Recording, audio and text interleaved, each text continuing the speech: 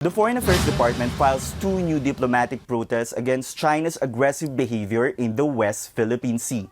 2 grounds for the protest, what the agency calls belligerent actions of the Chinese Coast Guard towards maritime exercises of the Philippine Coast Guard and the continuing presence of Chinese vessels in the Philippine waters. In a statement, the DFA says the country is against the shadowing, blocking, dangerous maneuver and radio challenges by the Chinese Coast Guard to our own Coast Guard last April 24 to 25.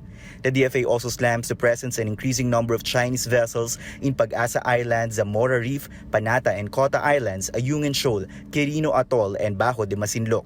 The DFA also rejects Beijing's claims that it has sovereignty over Bajo de Masinloc.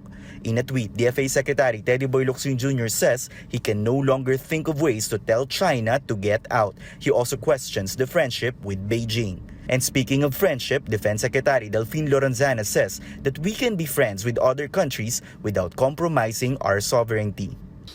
We can be cordial and cooperative with other nations, but not at the expense of our sovereignty and sovereign rights. I repeat, not at the expense of our sovereignty and sovereign rights.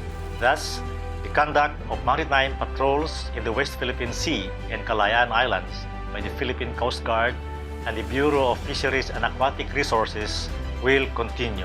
The government will not waver in this position. Walang alisan. Defense Secretary Delfin Lorenzana denies that there's a disconnect between his and President Duterte's position in the West Philippine Sea. He adds that the mandate is clear: protect what is ours without going to war. Tristan Udalo, CNN Philippines.